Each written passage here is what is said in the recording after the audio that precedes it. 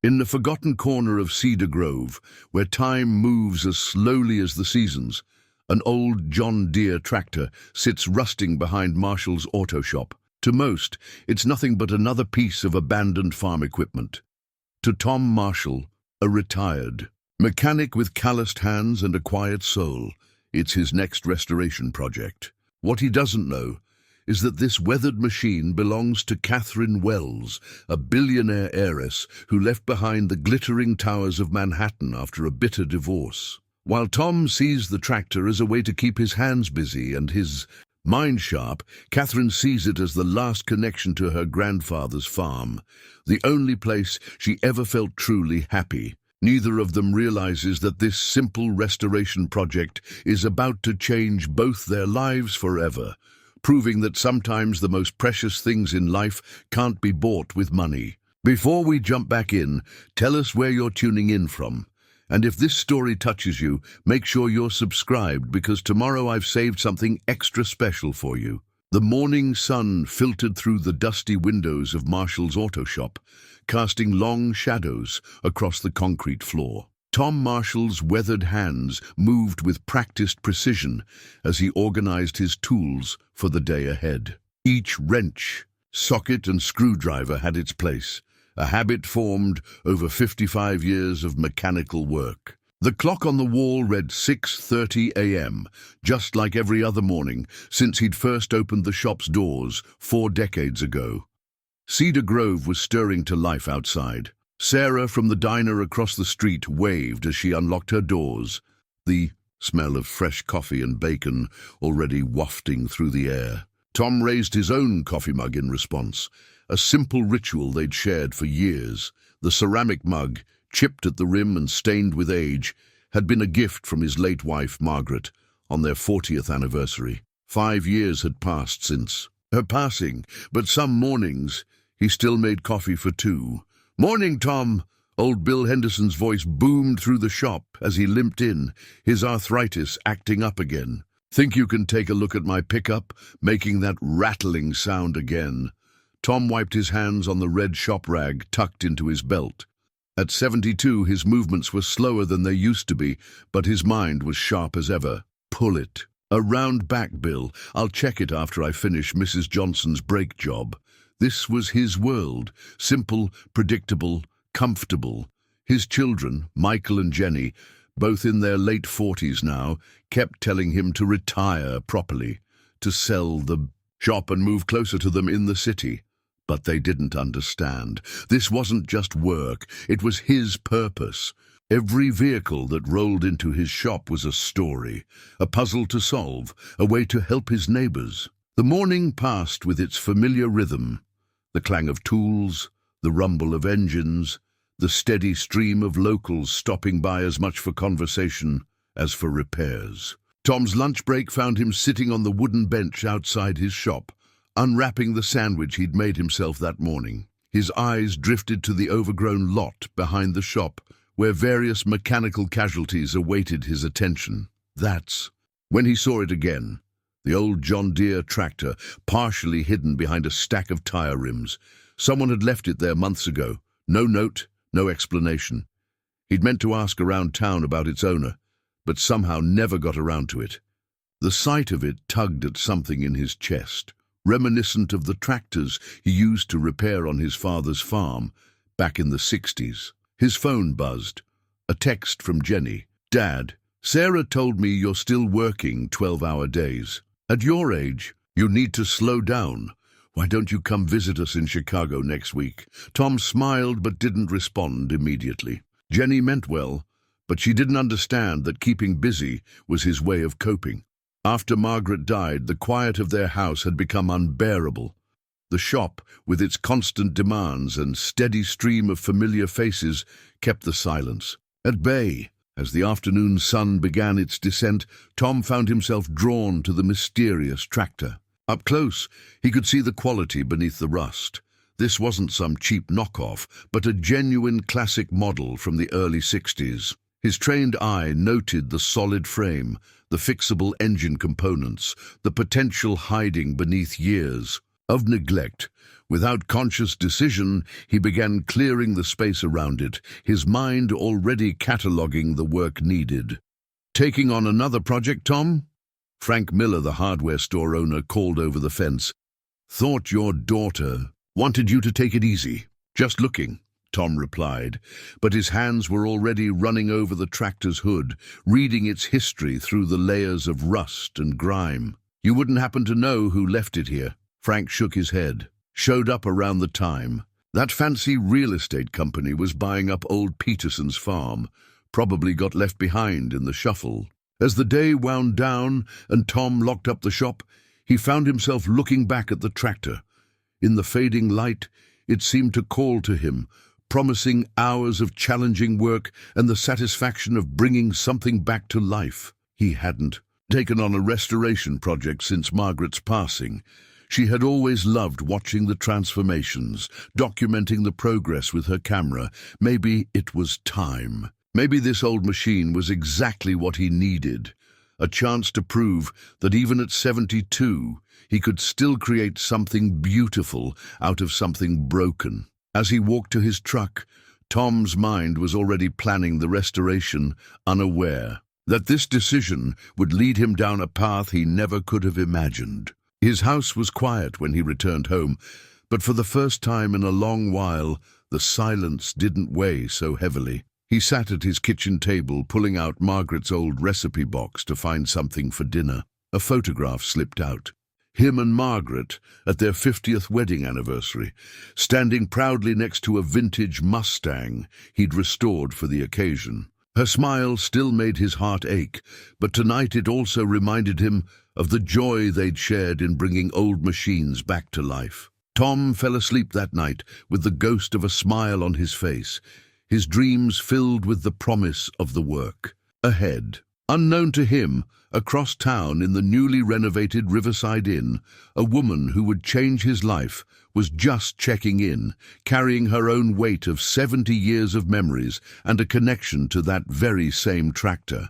Katherine Wells stood at the window of her Manhattan penthouse, watching the city lights flicker like stars beneath her. At 70, she still cut an elegant figure, silver hair styled in a classic bob, designer clothes that spoke of wealth, without ostentation and the kind of posture that came from decades of navigating high society. The Wall Street Journal on her desk lay open to an article about her recent divorce from Richard, her husband of 30 years, and managing partner of one of New York's most prestigious law firms. "Mrs. Wells," her assistant's voice came through the intercom.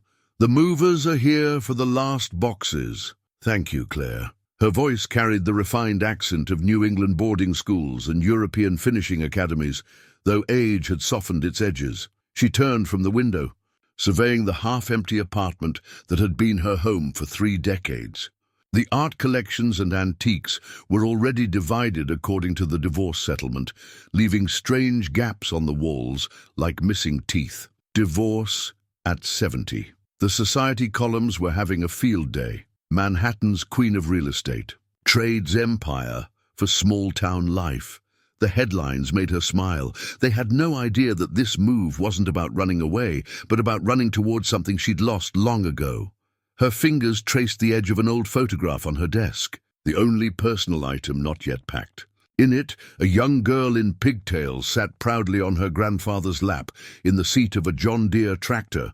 Behind them stretched the fertile fields of what had once been the largest farm in Cedar Grove, Minnesota. That little girl had no idea that 55 years later she'd be worth billions, or that she'd be longing for the simplicity of those summer days. The phone rang.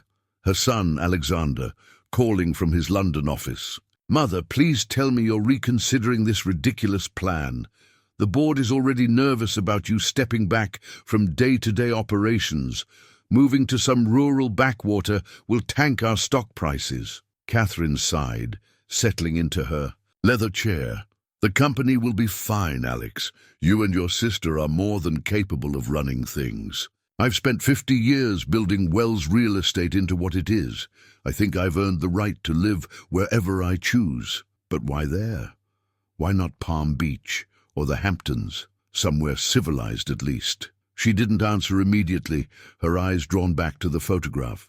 How could she explain to her children, raised in penthouses and private schools, what it meant to feel earth between your fingers? How could they understand that their sophisticated, business-minded mother had once been happiest helping her grandfather fix farm equipment and riding tractors through golden fields? The divorce from Richard had been a wake-up call.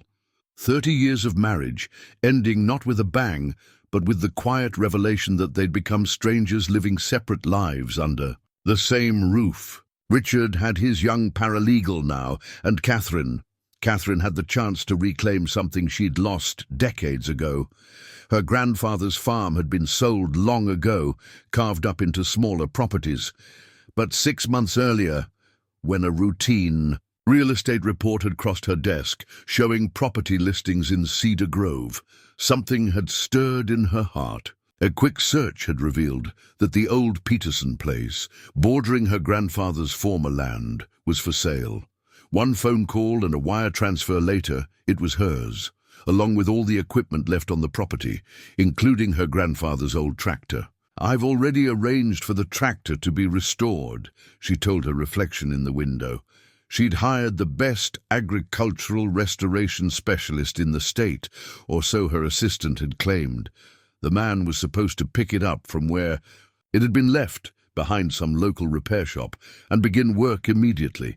The sound of moving boxes being taped shut in the next room pulled her back to the present. Tonight would be her last night in Manhattan. Tomorrow she would drive herself to Cedar Grove, check into the small inn she'd had renovated through a holding company to avoid attention, and begin her new life. Her phone buzzed again. Richard this time. She let it go to voicemail. Let him stew in the knowledge that she'd not only survived their divorce, but was thriving.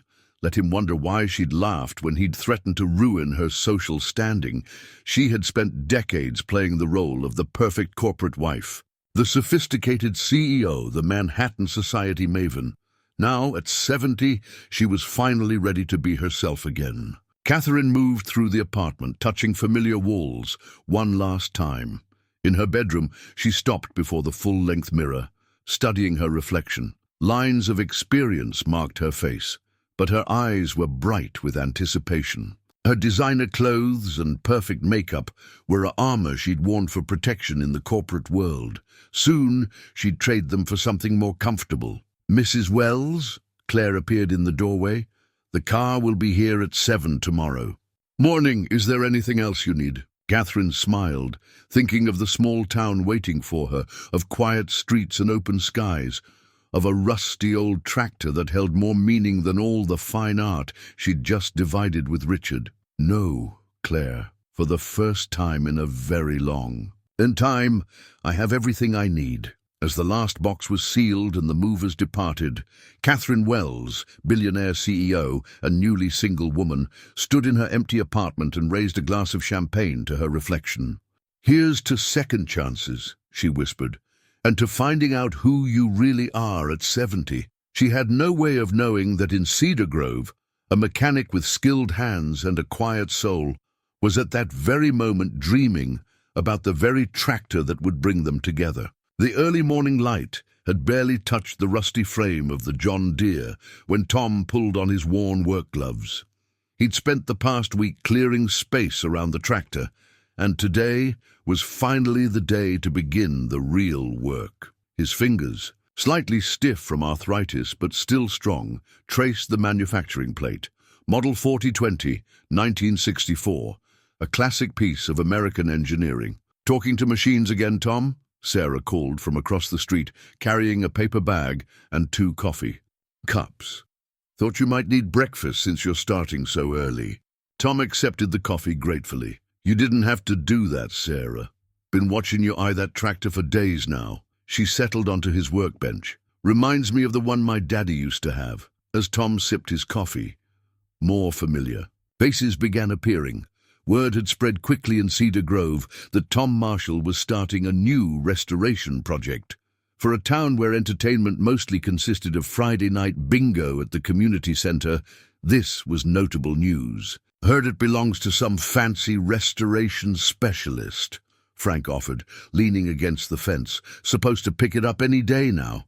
Tom's hands tightened slightly on his coffee cup. Is that so? He hadn't expected the tractor to have an owner, let alone one who might want to move it. After a week of planning and clearing space, he'd already begun to think of it as his project. Across town, Katherine Wells was settling into her room at the Riverside Inn. She'd arrived late the previous night, driving herself despite her children's protests about women her age making long solo trips. The morning sun, streaming through her window, illuminated a view of Cedar Grove's main street, so different from her Manhattan panorama, yet somehow more real. Her phone buzzed with a message from her assistant. The restoration specialist called. He's backed out of the project due to a family emergency. Would you like me to find another? Katherine felt an unexpected relief.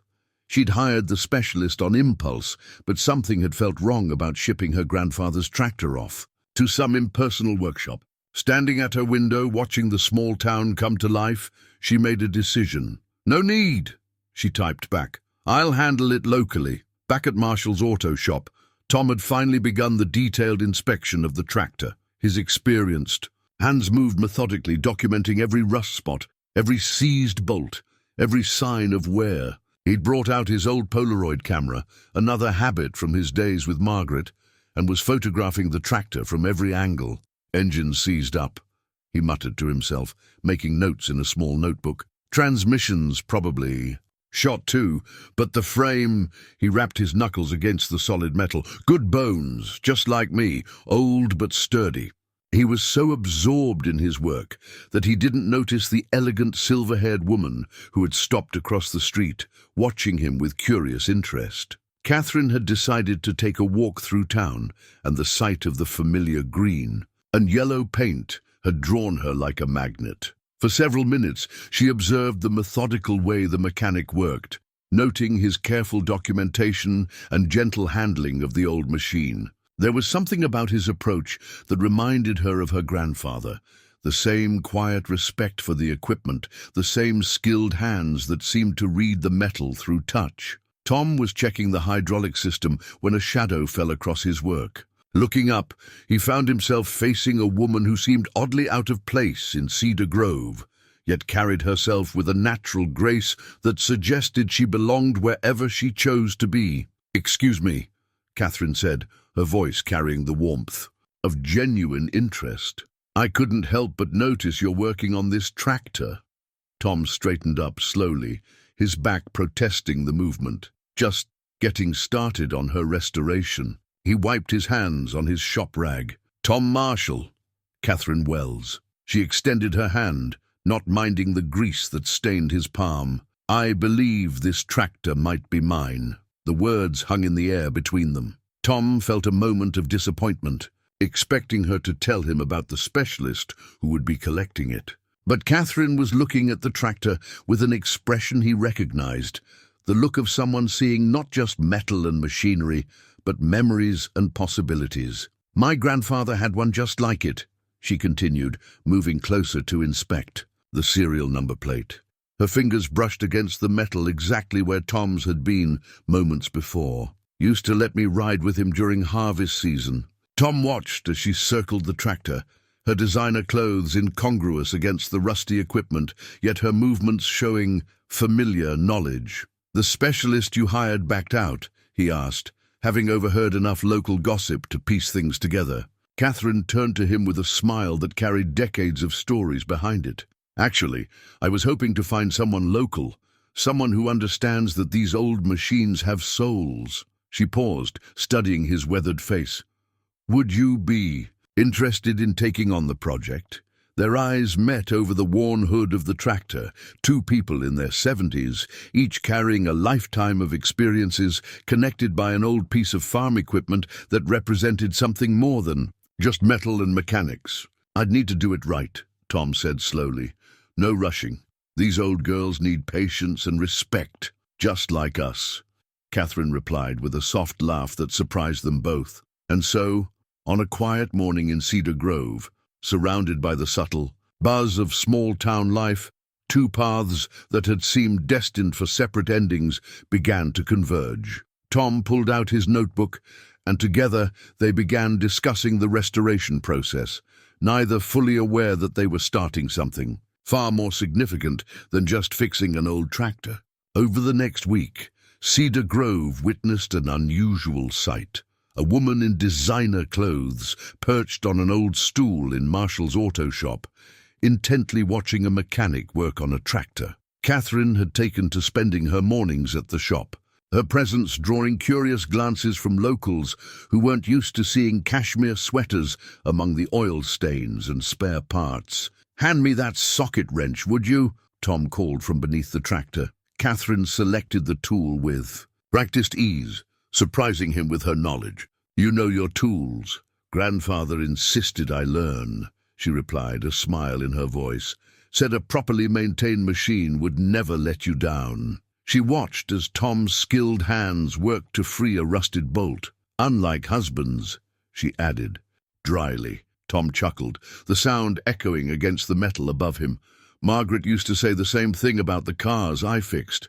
At least these you can diagnose with a manual." Their shared laughter filled the workshop, comfortable and natural. Neither mentioned how long it had been since they'd laughed like that with someone who understood.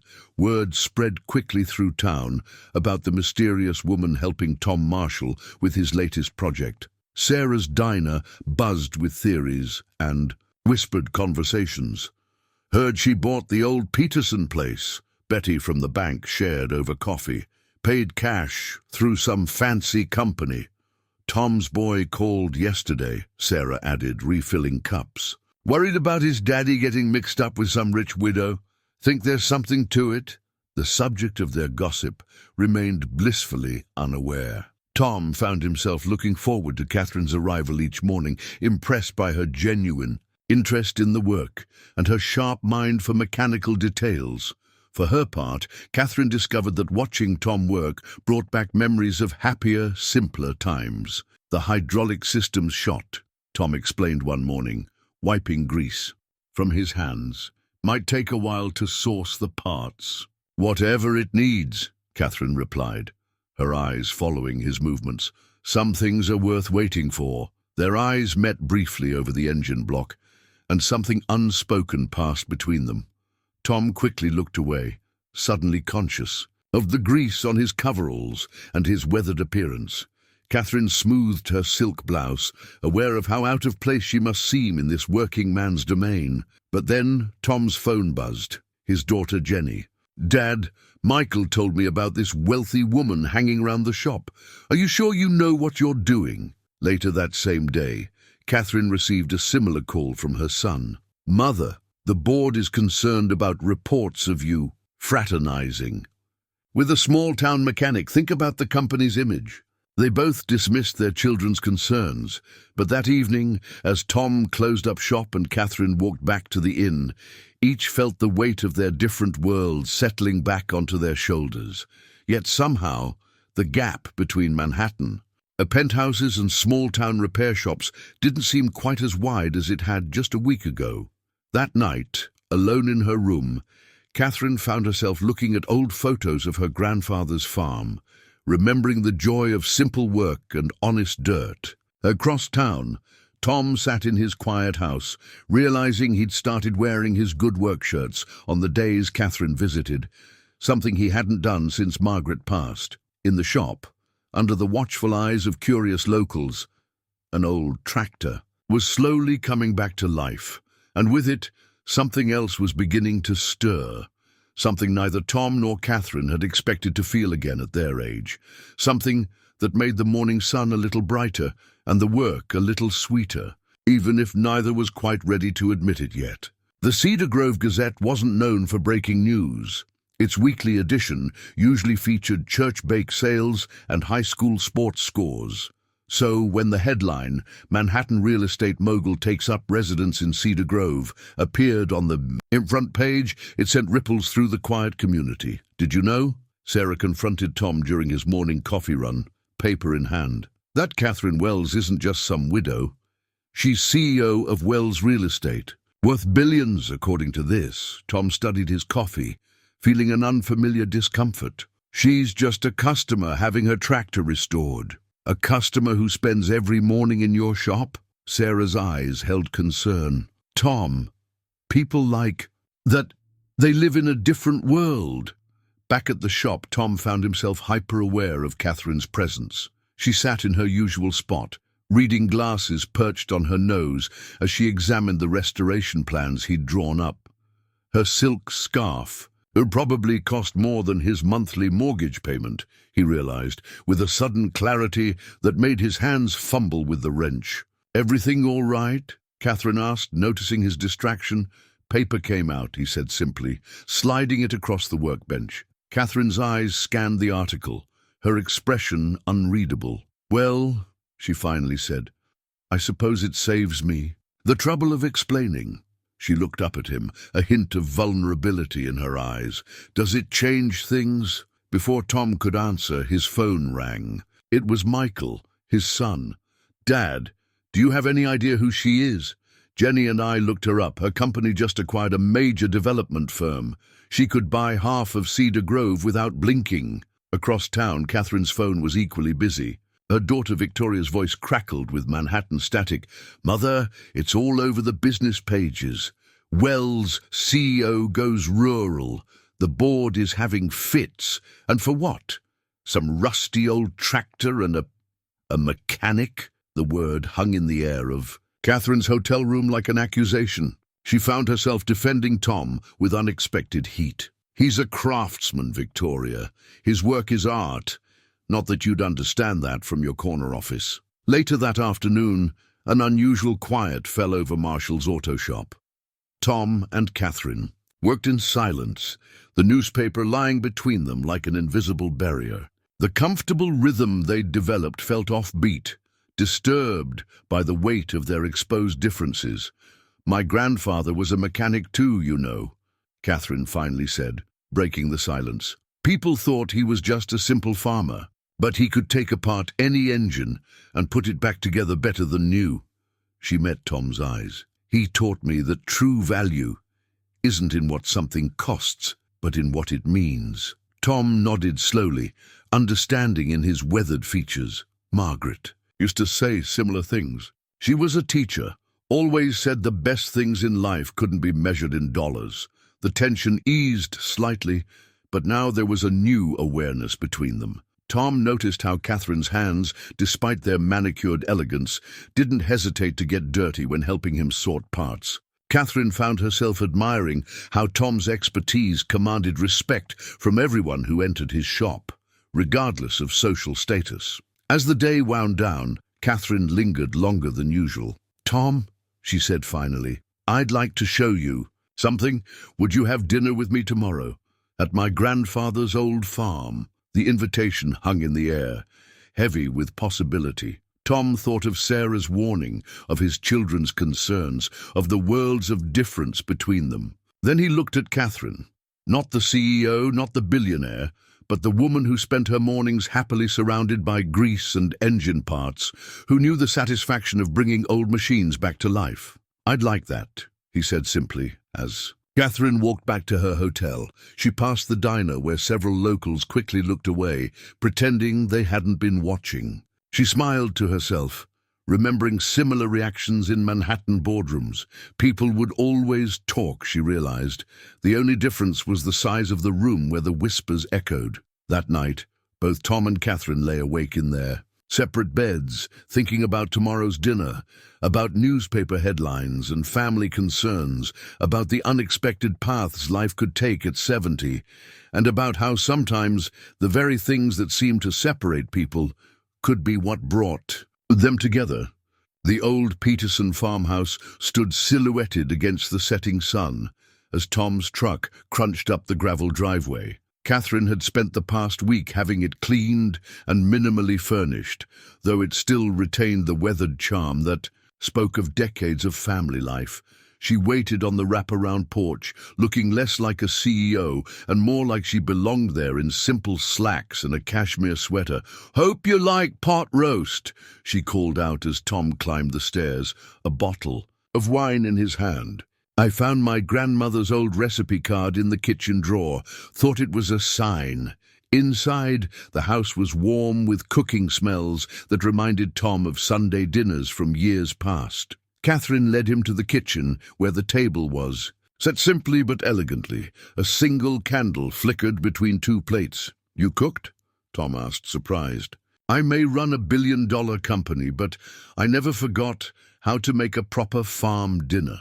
She smiled, but there was something vulnerable in her eyes. "Though, I'll admit, it's been a while." Over dinner, as the sun painted the kitchen walls gold, their usual comfortable silence gave way to deeper conversation. The wine helped, but it was more than that. Something about the old house, the good food, the gentle evening light, made it easier to speak of things they usually kept hidden. "Richard, my ex-husband, he never understood this part of me," Katherine said, gesturing to the farmhouse kitchen. "He wanted the polished CEO, the society wife. The summer I suggested we buy a country house, he laughed and booked us a villa in Tuscany instead." Tom nodded, understanding more than she might have expected. "After Margaret passed, the kids kept trying to get me to sell the shop, move to one of those retirement communities in Florida. They meant well, but..." He trailed off, searching for words. "But they didn't understand that some places hold your soul," Katherine finished for him. She reached across the table, her hand finding his. The touch was brief but electric, surprising them both with its intensity. "Tell me about Margaret," Katherine said softly as they moved to the porch with their wine glasses. The evening air was cool, crickets providing nature's symphony. Tom was quiet for a moment, watching the stars emerge. She was a fourth-grade teacher, had a way of seeing the best in everything and everyone. Even me, a grease monkey with oil under his nails and no college degree. Her family thought she was marrying beneath her. "Were they right?" Katherine asked, her voice gentle. She never thought so. Used to say that a man who could create beauty from rust and steel had more art in his soul than any college professor. He smiled at the memory. "The cancer took her quick. 5 months from diagnosis to, well, she made me promise not to stop living. Took me 5 years to figure out what that meant." Katherine's hand found his again, and this time neither pulled away. "I spent 30 years building an empire," she said, her voice thick with emotion.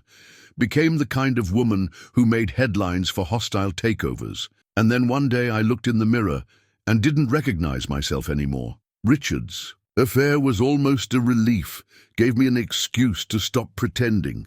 "And the tractor?" Tom asked. "My grandfather's last gift to me. He taught me to drive it when I was 12.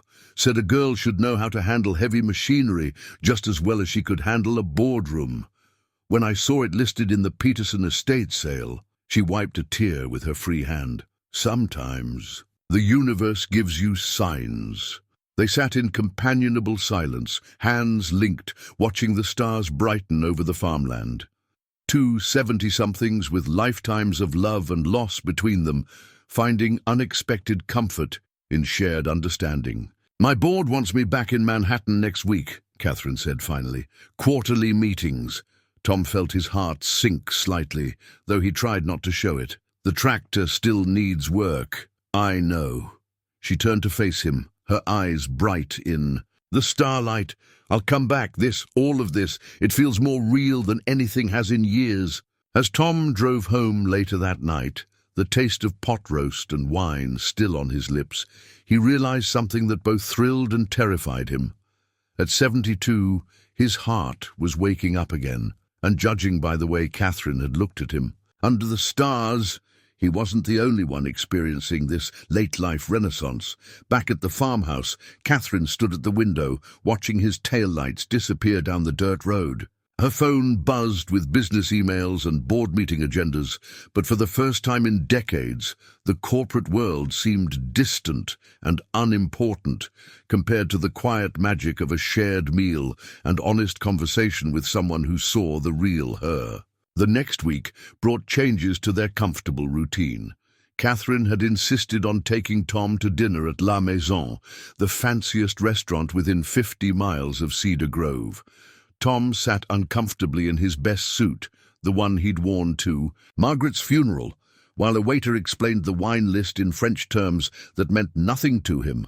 "The Bordeaux, I think," Katherine said smoothly, her own elegant black dress making her look every inch the CEO. "And perhaps the duck confit to start." Tom looked down at the menu where prices rivaled his weekly income. "Just the soup for me," he said, trying to hide his discomfort. When Katherine started to protest, he added, "Never did have much appetite for fancy food." The evening stretched awkwardly between them. Tom used the wrong fork for his salad, earning a subtle but noticeable glance from the waiter.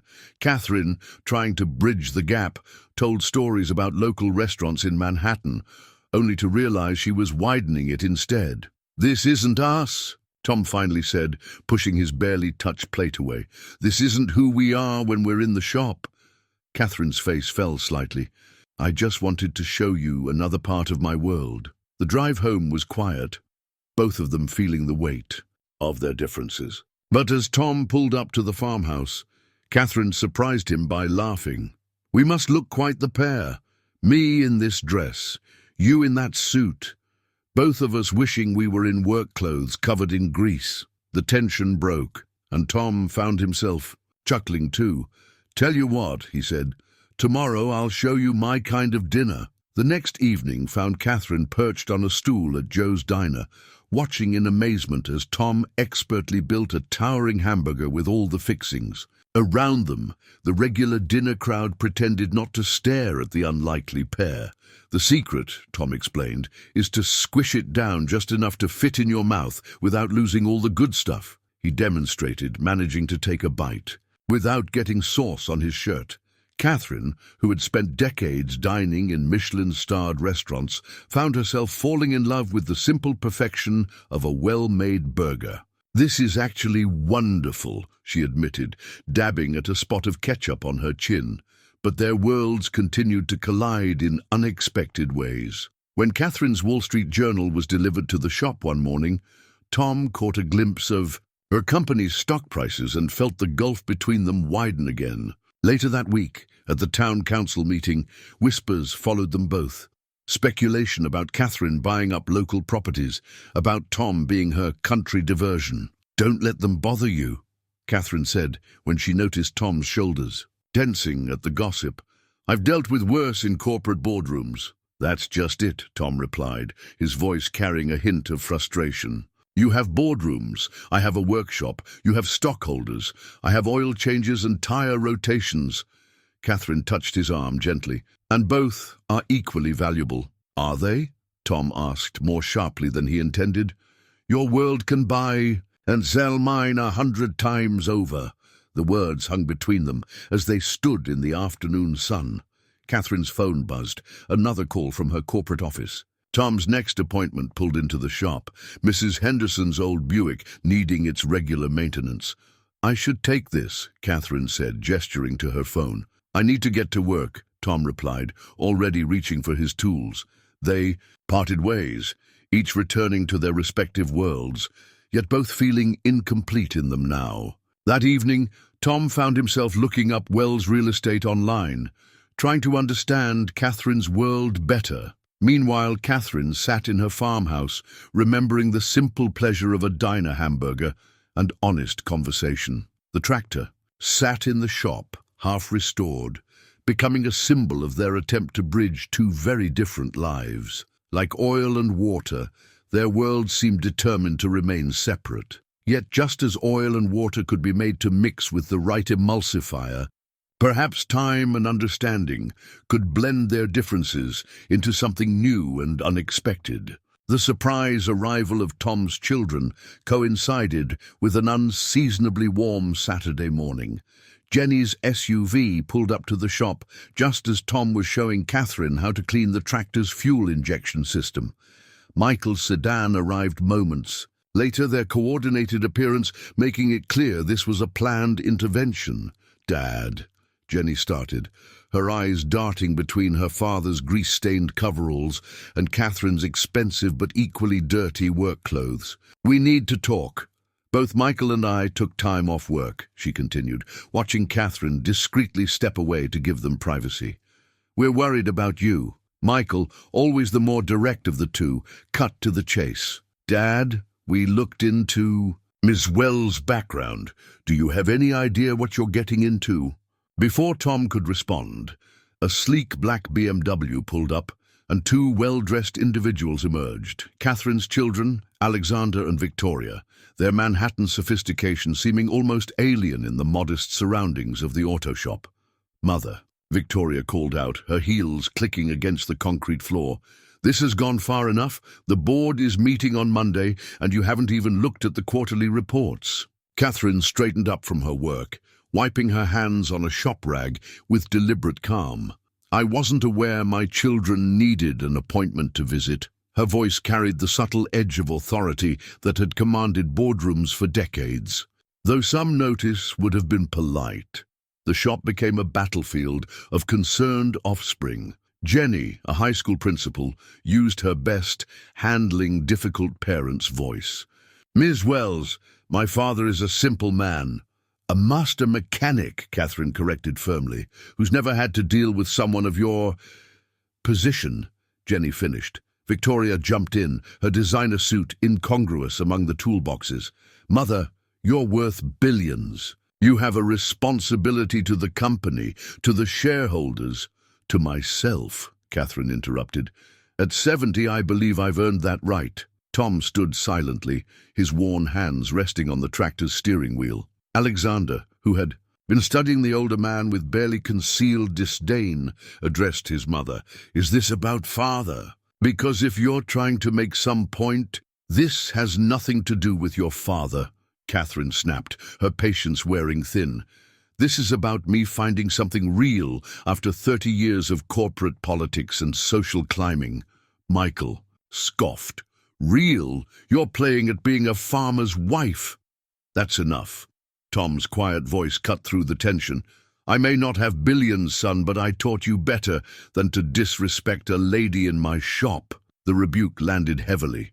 Michael had the grace to look embarrassed, while Alexander and Victoria exchanged uncomfortable glances. Katherine moved to stand beside Tom, her shoulder brushing his in a gesture of unity. "I appreciate all of your concerns," she said, addressing both families.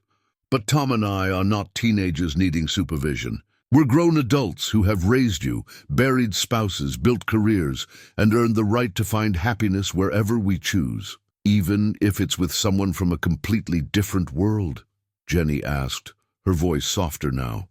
"Especially then," Tom answered, surprising everyone with his firmness. "Your mother used to say life's greatest gifts often come in unexpected packages." A long moment of silence followed, broken only by the distant sound of birds and the tick of cooling engines. The younger generation looked at their parents, really looked at them, perhaps for the first time seeing not the people they'd always been, but the people they were becoming. Victoria was the first to speak. "The board meeting can wait another week," she said quietly. "But Mother, we do need you eventually." Jenny nodded slowly. "And Dad, we want you to be happy. We worry. That's what good children do," Katherine said, her voice gentle now. "But sometimes parents need to remind their children that we can still surprise them." As their children filed out, making awkward but sincere apologies, Tom and Katherine remained by the tractor, their hands finding each other's almost unconsciously. The morning's confrontation had left them drained but oddly strengthened. "Well," Katherine said finally, a smile tugging at her lips, "shall we get back to that fuel injection system?" Tom squeezed her hand, grateful for her resilience, for her understanding that sometimes the best way forward was to simply continue what you were doing. "Yes," he said, "though I think you've already mastered the art of handling pressure." Their laughter echoed through the shop, a sound of shared understanding and growing affection that no family intervention could diminish. The call came on a Tuesday morning, while Katherine was helping Tom sort through a box of replacement parts for the tractor. Her phone's urgent ring cut through the peaceful rhythm of their work, and from the way she straightened at the tone, Tom knew this wasn't a routine check-in. "This is Katherine Wells," she answered, her voice shifting automatically into its executive register. Tom watched as her expression changed, the relaxed warmth of moments ago replaced by sharp focus. "How bad is it?" "I see. No, don't make any decisions until I get there. I'm on my way." She ended the call and turned to Tom, apology already in her eyes. "A hostile takeover attempt. They're trying to use my absence to convince the board I'm no longer fit to lead." "You have to go," Tom said simply, understanding in his voice, even as his heart sank. Katherine's hands, still smudged with grease, clutched her phone. "I've arranged for a helicopter to pick me up in an hour. I need to—" She gestured vaguely at her work clothes. "Go," Tom encouraged. "The tractor will wait." But they both knew this was more than a brief interruption. Corporate battles weren't won in a day, and Katherine's position as CEO demanded her full attention. They stood awkwardly for a moment, neither quite knowing how to say goodbye. Finally, Katherine stepped forward and, without caring about the grease on her hands, cupped Tom's face and kissed him. It was their first kiss, soft, quick, and tinged with the bittersweet taste of temporary farewell. Before either could say anything more, she turned and hurried out of the shop. The next few days felt oddly empty to Tom. He worked on the tractor, but without Katherine's questions and observations, the task seemed mechanical rather than joyful. Sarah brought him coffee each morning, carefully not mentioning the absence of his regular companion. Meanwhile, in Manhattan, Katherine was fighting her own battles. The boardroom felt suffocating after the open spaces of Cedar Grove. She sailed through presentations and strategy meetings with her usual expertise, but her mind kept drifting to a quiet workshop and skilled hands bringing old machines back to life. "You seem different," her assistant noted during a rare quiet moment.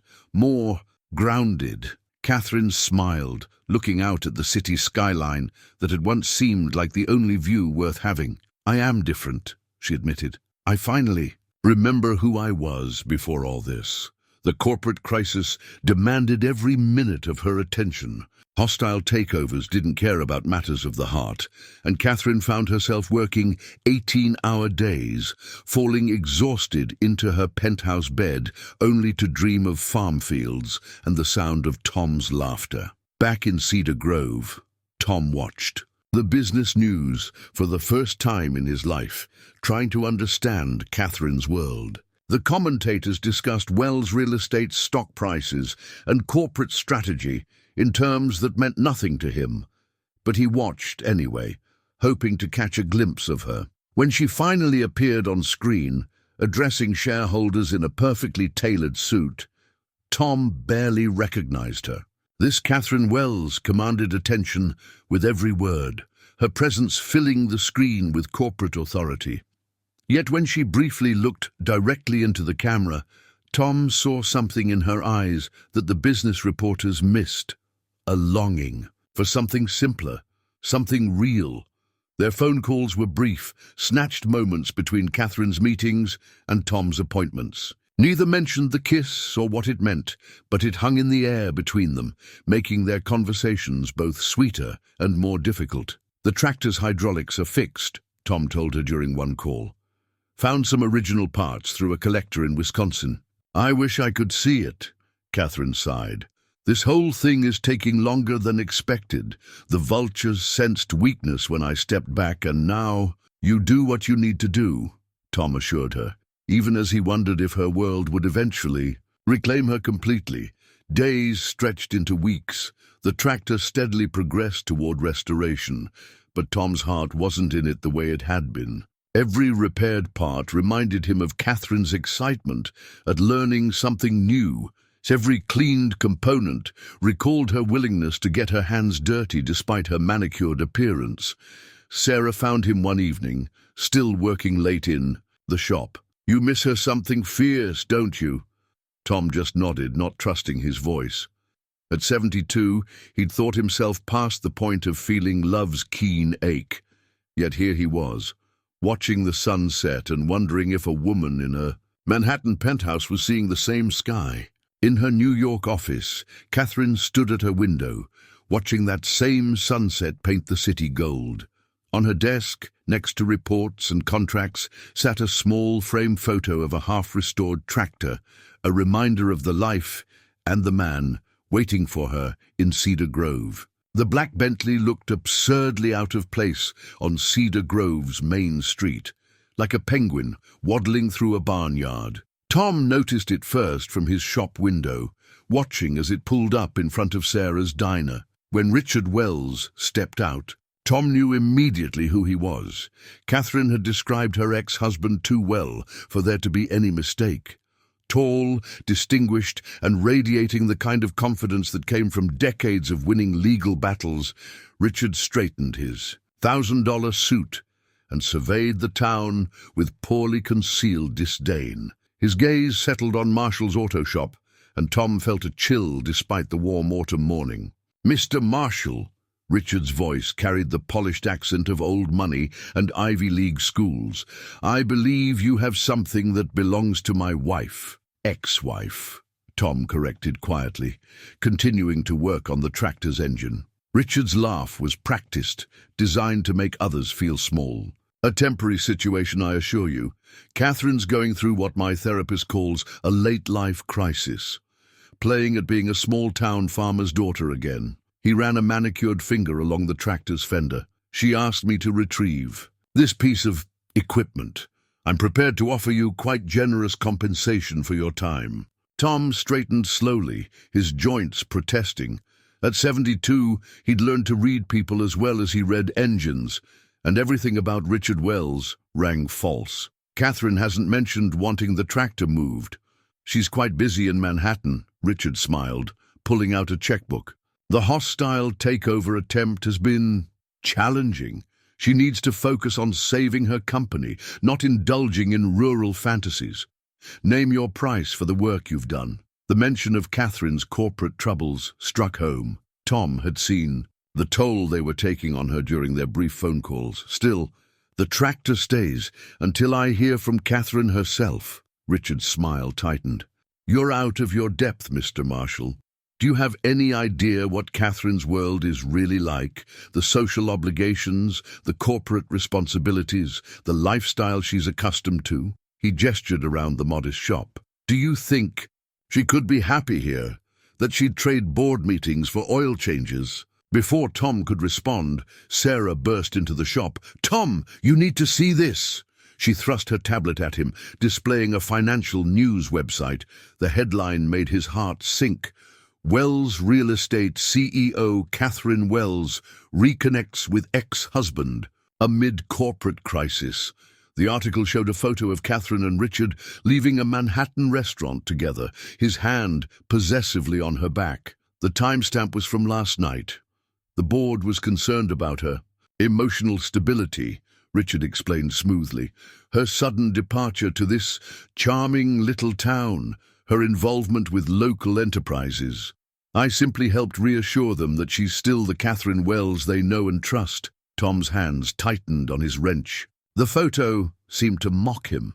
Katherine looking elegant and composed, every inch the Manhattan CEO, while Richard smiled triumphantly at the cameras. This was her world, the world she'd been born to, the world she'd built herself into a queen. "There's more," Sarah whispered, scrolling down.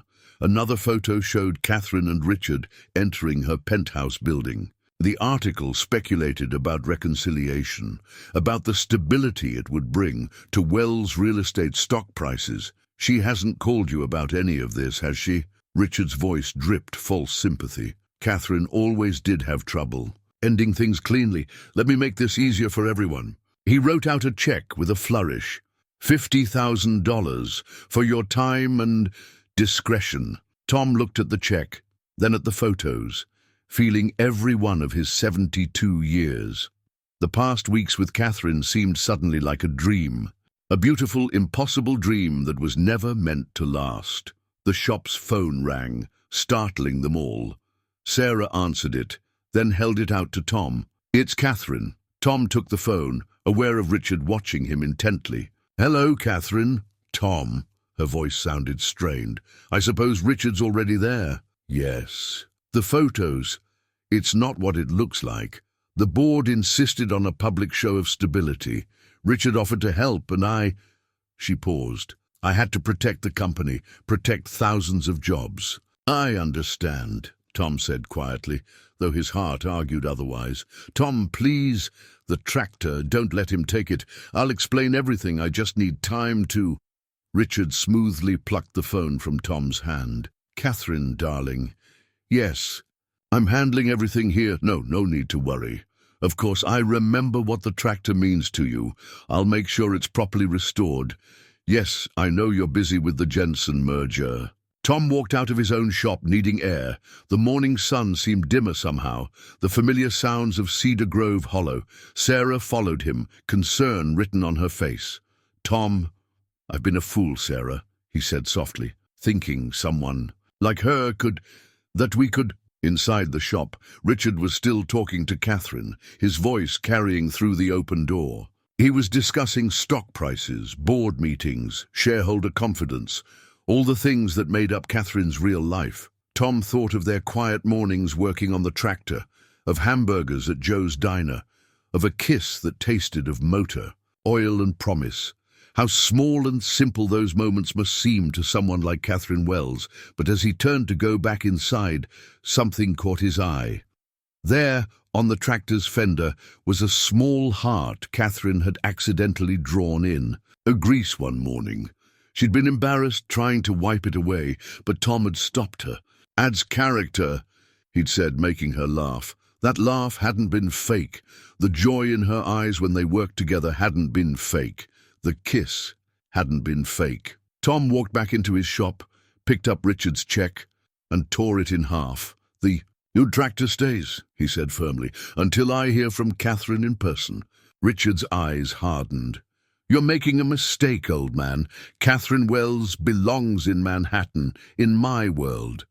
Don't fool yourself into thinking otherwise. Maybe, Tom agreed, but that's her choice to make, not yours.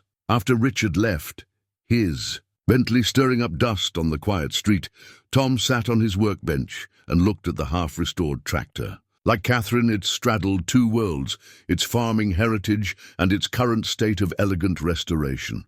Like Katherine, it held secrets and stories that Richard Wells would never understand. Tom picked up his wrench and got back to work. If Katherine chose Manhattan and Richard in the end, so be it. But until she told him herself, he had a tractor to restore and a promise to keep.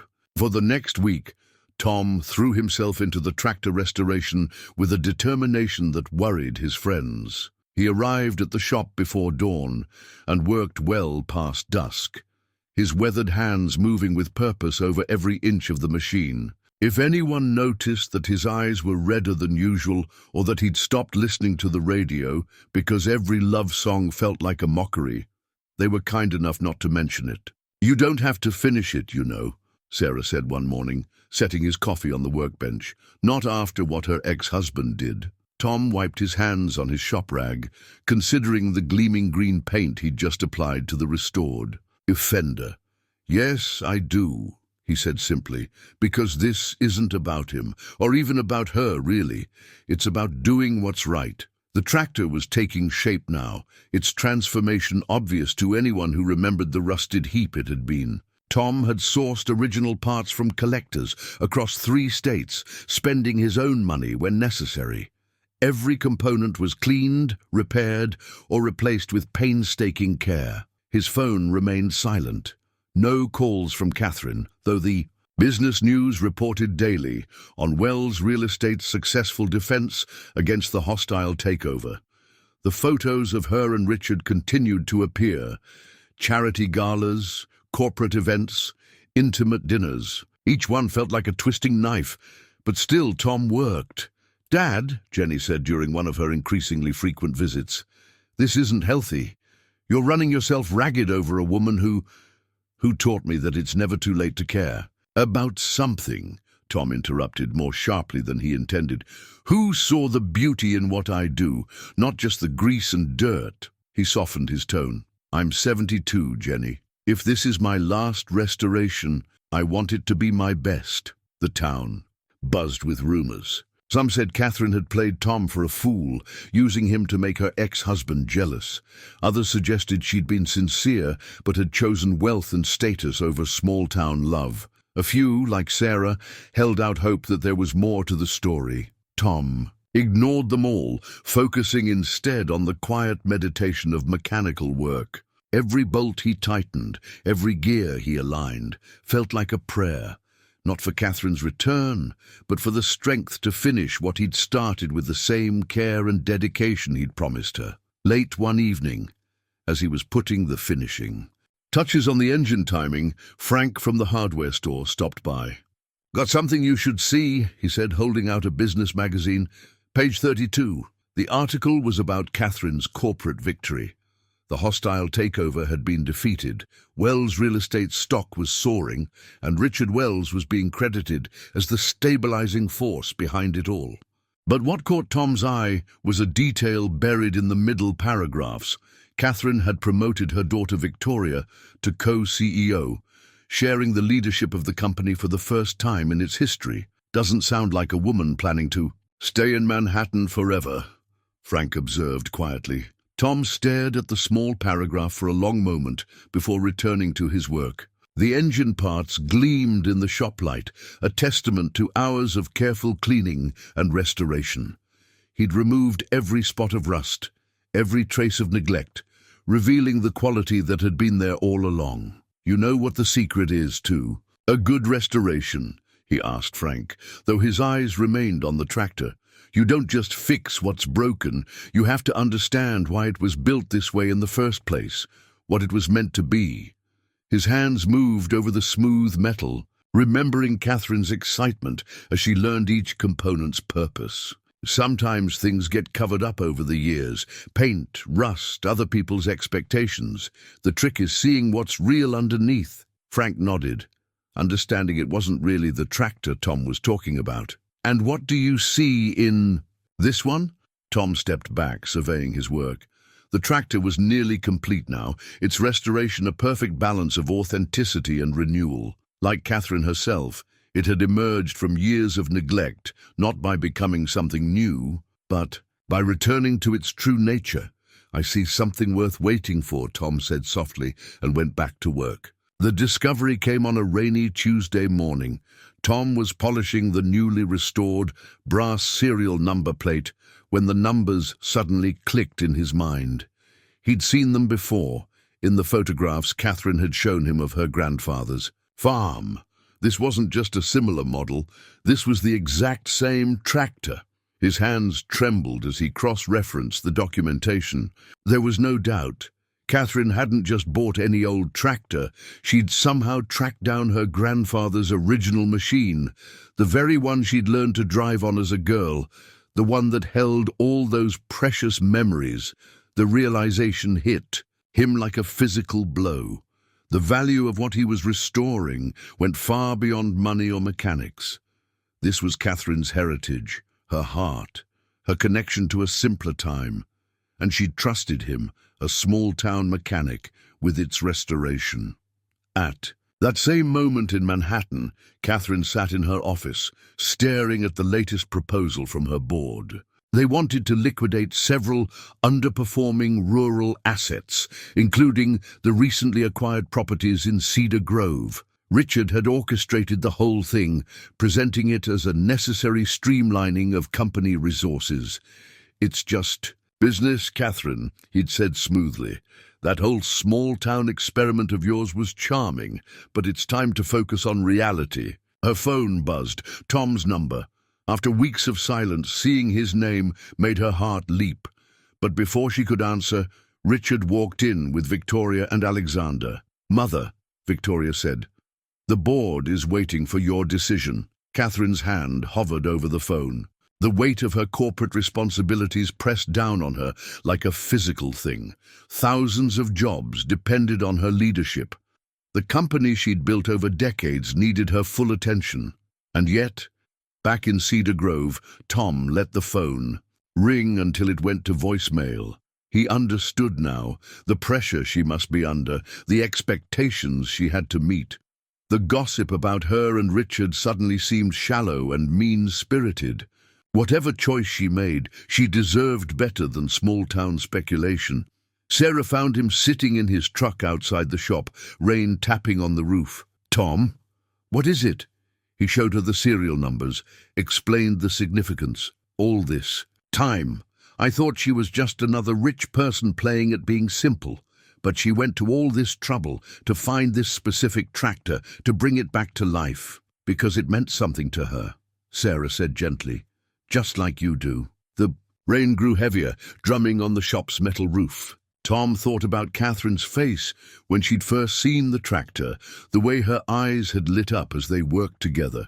Had any of those society photographers captured that light in her eyes? Did Richard even know it existed? In her Manhattan office, Katherine stood at her window, watching rain fall on the city streets far below. The board was still waiting.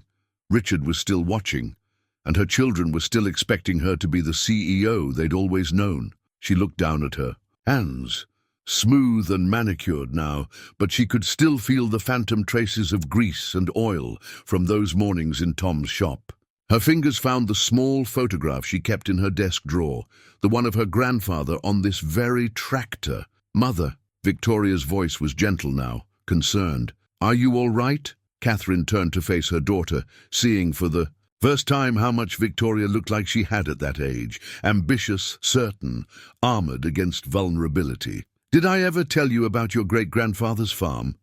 "Mother, the board can wait," Katherine's voice carried. The authority that had built an empire. "Some things are more important than quarterly reports." Back in Cedar Grove, Tom finally returned to the shop, water dripping from his jacket. The restored tractor gleamed under the lights, every piece now perfect, every system ready to run. Like the machine itself, his love for Katherine had been rebuilt piece by piece, stronger now for understanding its true worth. He picked up a wrench, ready to begin the final adjustments. Whatever Katherine decided, he would make sure her grandfather's tractor was ready for her. Some restorations were about more than just machines. They were about preserving the things that made life worth living, the memories that shaped who we become. The rain continued to fall, washing away the boundary between Manhattan and Cedar Grove, between past and present, between what was expected and what was real. The morning Tom finished the tractor restoration, the whole town seemed to know. Cedar Grove had always run on its own gossip network, and this story had captured everyone's imagination. By 9 a.m., a small crowd had gathered outside Marshall's auto shop, waiting for the first startup attempt. Tom barely noticed them. He moved through his final checklist with methodical precision, his skilled hands checking each connection one last time. The tractor gleamed in the morning light, its restored paint catching the sun like it must have done 60 years ago when Katherine first sat on it with her grandfather. "Ready when you are, Tom," Sarah called softly from the doorway. She'd brought him his usual coffee, but it sat untouched on the workbench. Tom nodded, settling into the seat that he'd reupholstered by hand. His fingers wrapped around the starter key, and for a moment he hesitated. This moment felt bigger than just starting an engine. It felt like the end of something, or maybe the beginning. In Manhattan, Katherine sat in an emergency board meeting, half listening to Richard outline his plans for the company's future. His voice droned on about efficiency and market capitalization, about returning to their core urban development mission. "And of course," he said smoothly, "we'll need to divest those rural properties immediately. I've already prepared the paperwork. For Cedar Grove." "No." Katherine's voice cut through the boardroom like a blade. Richard faltered. "I'm sorry." Katherine stood, her movement silencing the room. At 70, she'd earned the right to command attention without raising her voice. "I said no, Richard, I'm not signing anything."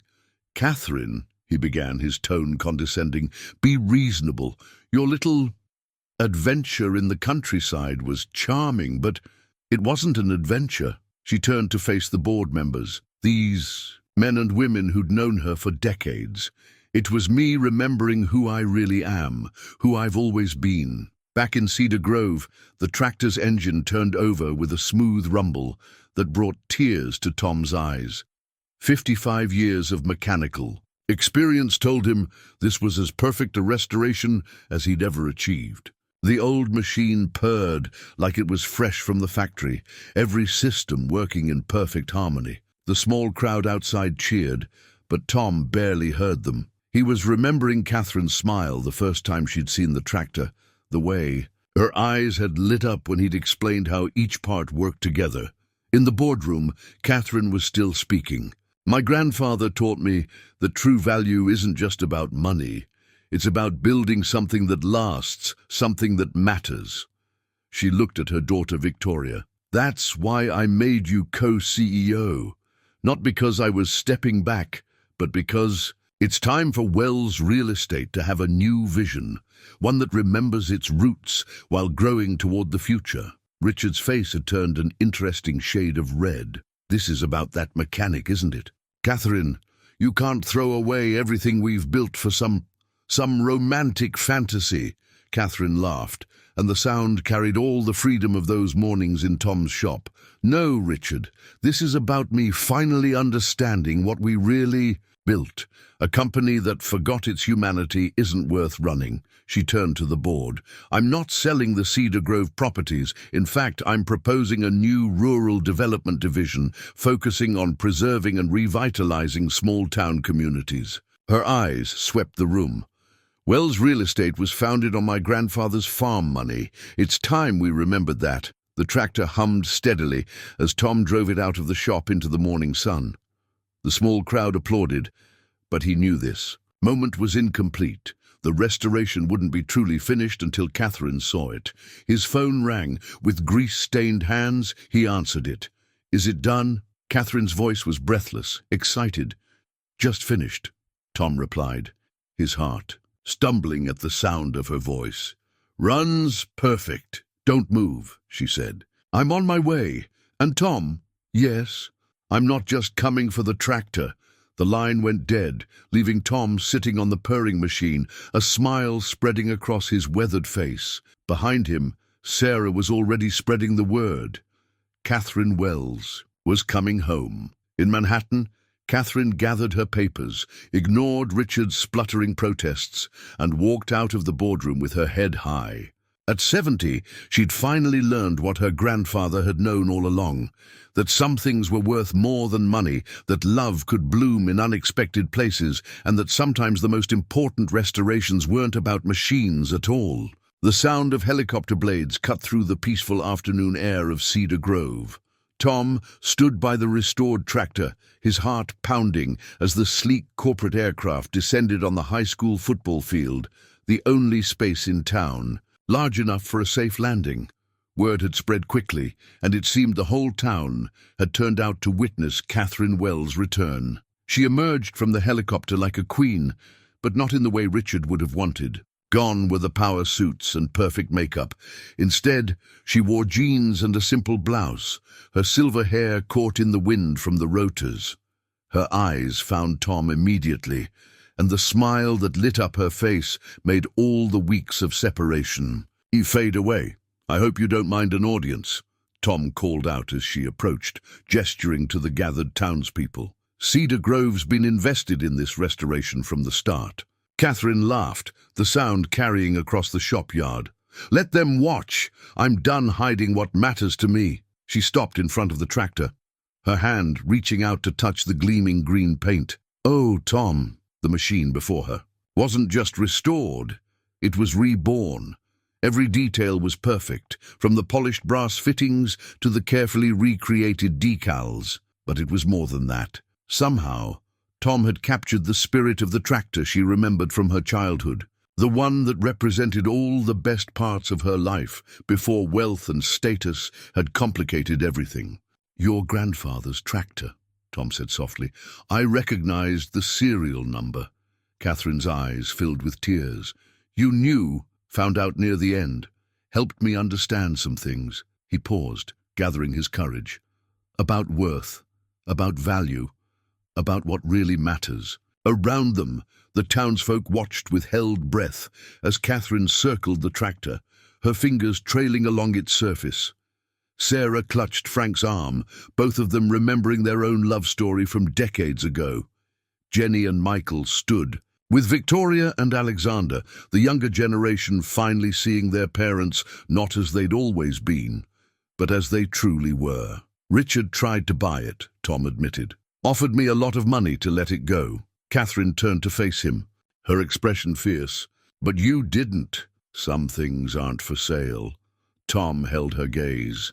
Some people aren't either. The distance between them vanished as Katherine stepped forward, taking his grease-stained hands in her manicured ones. I spent weeks in Manhattan, in board meetings and charity galas, thinking I was protecting what I'd built. But all I could think about was this: your hands bringing something beautiful back to life, your heart seeing the worth in things others would throw away. Speaking of throwing things away, a cold voice cut in. Richard Wells stood at the edge of the crowd, his expensive suit out of place in the dusty shop yard. Katherine, this is absurd. The board approved my new rural development initiative, Katherine interrupted, not taking her eyes off Tom. And Victoria is doing wonderfully as co-CEO. Turns out our daughter has quite a talent for corporate leadership. Our daughter understands the importance of image, of class, of being true to yourself. Victoria stepped forward, surprising everyone. Actually, Father, I understand what Mother's doing perfectly. Sometimes the best way forward is to remember where you came from. She smiled at Katherine and who you really are. Richard looked around at the gathered townspeople, at the restored tractor, at Katherine's obvious happiness, and something in him seemed to deflate. Without another word, he turned and walked away, taking with him the last shadows of Katherine's old life. Well, Tom said, his voice rough with emotion, want to see if this old girl still runs the way you remember? Katherine's eyes lit up like a child's on Christmas morning. Tom helped her onto the seat, his strong hands steady at her waist. The key turned and the engine purred to life, its sound perfect and pure. Katherine closed her eyes, transported back to summer days with her grandfather, to the simple joy of honest work and real connection. Climb up, she patted the seat beside her. There's room for two. As Tom settled next to her, their shoulders touching, the tractor's steady rumble speaking of things restored and renewed, Katherine leaned over and kissed him. This time there was no hesitation, no uncertainty, no worlds pulling them apart. There was just a man and a woman in their 70s, proving that love could bloom in the most unexpected places, that second chances didn't come with age limits, and that sometimes the most beautiful restorations weren't about machines at all. The gathered crowd burst into applause, but Tom and Katherine barely noticed. They were too busy planning their next restoration project, the rest of their lives together. The autumn colors painted Cedar Grove in shades of gold and crimson as Katherine moved permanently into her grandfather's old farmhouse. The moving trucks were smaller this time. She'd left most of her Manhattan life behind, keeping only what truly mattered. Tom helped her arrange her grandfather's old photographs in the living room, their hands brushing together as they worked. The tractor found its home in a newly built workshop behind the house, sharing space with Tom's expanding restoration business. Katherine's business acumen and Tom's mechanical skills proved a powerful combination, transforming Marshall's auto shop into a renowned classic vehicle restoration center, breathing new life into Cedar Grove's economy. Together, they settled into a rhythm as natural as the seasons. Mornings in the shop, afternoons working the small farm Katherine had started, evenings on the porch watching the sunset. Their children visited more often now, bringing grandchildren who delighted in rides on the famous tractor that had brought their grandparents together. You know, Tom said one evening, his arm around Katherine as they sat on their porch swing. For a couple of rusty old models, we cleaned up pretty well. Katherine's laughter echoed across the fields, as fresh and joyful as a spring morning. The wedding was as unconventional as their love story. At 73, Katherine walked down an aisle made of hay bales in her grandfather's restored barn, wearing an elegant but simple dress that caught the light streaming through the rafters. Tom waited for her beside their beloved tractor, now decorated with wild flowers and ribbons, his eyes bright with joy and unshed tears. Sarah served as matron of honor, while Frank stood as best man. Their children sat in the front row, Victoria and Jenny holding hands, Michael and Alexander sharing proud smiles. The rest of Cedar Grove filled the barn, this community that had watched their love story unfold, now witnessing its culmination. The minister smiled as he pronounced them husband and wife. Love, he said, like the finest machines, only gets better with proper care and maintenance. Their kiss was met with cheers and the triumphant sound of the tractor's horn, a mechanical blessing for two hearts that had found each other in the autumn of their lives. 1 year later, on a warm summer evening, Tom and Katherine sat together on their restored John Deere, watching their grandchildren play in the same fields where Katherine had once spent her childhood summers. The tractor had become a beloved fixture at family gatherings, its story now part of their shared legacy. Tom's shop continued to thrive, with Katherine's business expertise helping expand it into a nationally recognized restoration center. But, more importantly, they had restored something far more precious than machines. They had restored faith in second chances, in late-life love, in the power of being true to oneself. "Grandpa Tom," their youngest grandchild called out, "tell us again how you fixed Grandma's tractor." Katherine squeezed Tom's hand as he started the familiar tale. In the golden light of sunset, surrounded by love and laughter, they shared a knowing smile. Sometimes the most beautiful restorations weren't about machinery at all. They were about hearts finding their way home.